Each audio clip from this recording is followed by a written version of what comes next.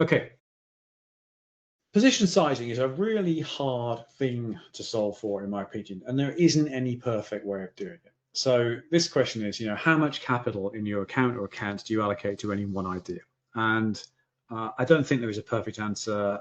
I certainly haven't found it. And I've tried various approaches over the years. So I want to walk you through a method that I'm using at the moment. It's working pretty well for me. I can't say I invented it, but I just pulled it together from bits and pieces I've learned in various corners. First of all, let's look at two extreme ways to size positions. Okay, the first one is what we're all taught in school, business school, investment bank, investment fund, apprenticeships, all of that, diversification. Okay, so don't go heavy handed in one stock. Why? Because if it goes wrong, it can sink your account, and sinking your account is the one thing you don't want to do. If you harm your fund, if you harm your personal account too much, it's very, very difficult to climb back because you spend all your time on negative stuff, not positive stuff. All these lessons we know.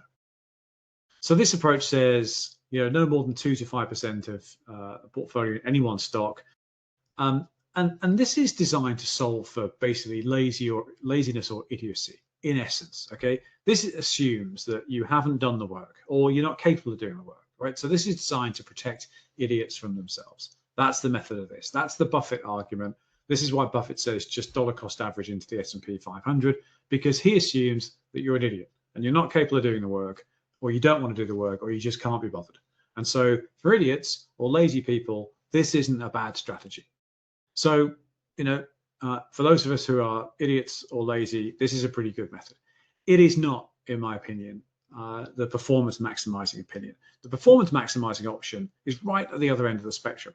And this, which is the Druckenmiller method that he learned from Soros when he worked for him, maximizes upside. And this assumes you really do know what you're doing. It assumes you've done the work. It assumes you're good at the work. It assumes you believe in the work. And while everyone else is telling you you're an idiot, you still believe in your own work. That's what this requires. And this is heavy concentration. So if you look at what Druckenmiller and before him Soros would do, they would go heavy, heavy, heavy concentrated. And so you'll see reports of various times they've held 30, even 50% of various funds in one name. Huge conviction. Now, to do that with your own personal funds, it needs to be money you can afford to lose, clearly. To do that, if you're managing client funds, you need to have a pretty good relationship with your clients, because if it goes wrong, you need them to be understanding and the rest of it. And you also need a pretty good risk management strategy. So Druckenmiller is a pretty interesting character, does an awful lot of fundamental work, takes a thesis, will back it, will put heavy allocations behind it, but ultimately respects the chart. And there's a great interview with Stanley Druckenmiller where he says that every single night he looks at 400 or 450 charts, okay, every day. I personally look at a lot of charts every day. I don't think I look at 400. So that's a seriously committed technical analyst. And he will get out of positions or into positions based on what he sees in price action over and above any thesis. But where the thesis is holding and playing out, you'll see him hold big, big, big positions. Okay, so those are two extremes. Now, as usual in life, the extremes are often not what's appropriate for most people. So here's a different way that I've been using, which you might want to think about. So I've taken a view that I'm going to go position by position with sizing, stock by stock. And when I sit back and think about it, I think, well, look, where does conviction in something comes from? It comes from fundamental analysis. You really believe the earnings are going to grow faster than the market believes.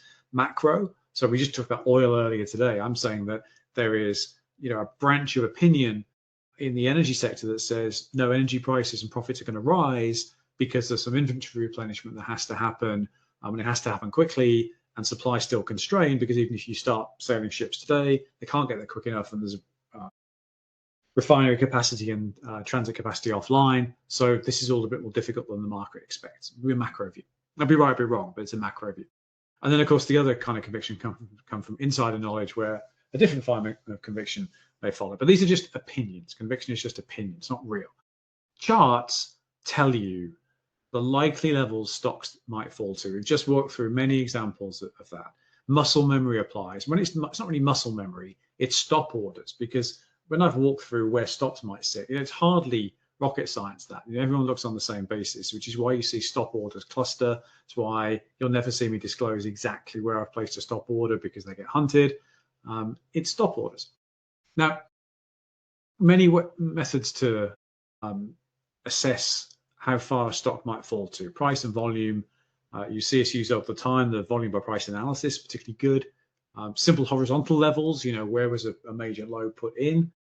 And the other thing you can use for shorter term trades, we don't tend to use it because the time frames are different, but you can use the order book or depth of market or order flow, as you'll see it called. And that can tell you where resting live orders are sitting. And it can tell you if you're short term trading, where you really don't want to place a stop, or you really don't want to place a profit taking order. The maximum reasonable percentage drop can tell you where to place a stop. That can decide what is your maximum capital loss.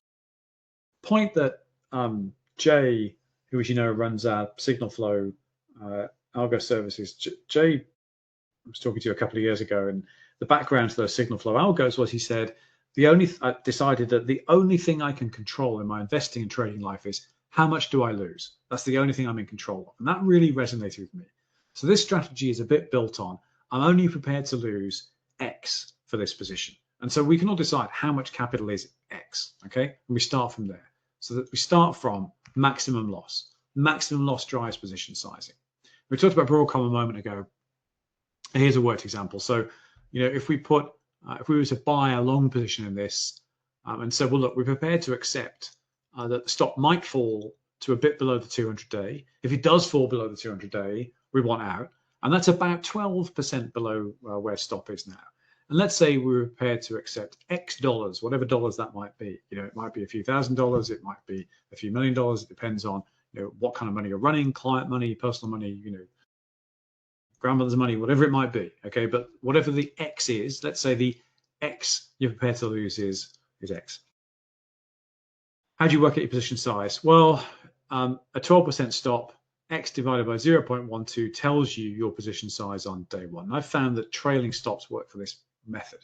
So if you apply a trailing stop and you say, well, look, if I apply a trail here, 12% below, and let's say the trade just goes against me on day one, nothing goes right, the market dumps, this stock dumps with it, it all goes wrong for me. I know I'm not going to lose more than X dollars. Okay, whatever happens, I'm not going to lose more than X dollars. Okay, that's great. If I use a trailing stop, well, as the stock moves up, if I'm successful, then the maximum number of dollars I can lose is going to go down because the stock will get dragged up as I go. And if it moves up and then rolls over and then sells off, either I close out that trade in a profit just by letting nature do its work, or my loss is smaller than my maximum planned loss. Now,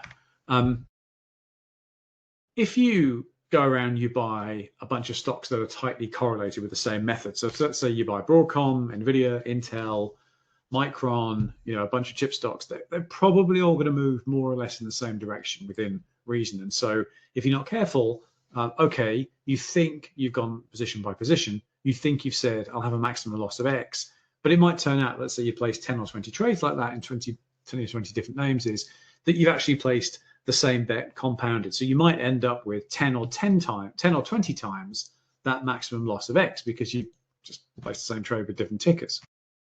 So I think this can work well is if you spread your positions around different sectors, then your chances of all of those trades hitting maximum loss just goes down a lot. So this is United Health here, for instance. As you can see, a completely different chart to Broadcom.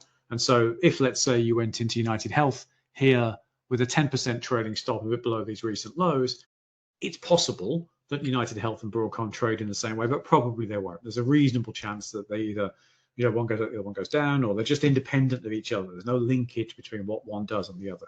And so where I think diversification is useful is in diluting your maximum loss potential. So again, if you apply the max loss method, and you're only in one sector, then there's a good chance you're going to get punched in the face quite badly if you've made your sector analysis incorrectly.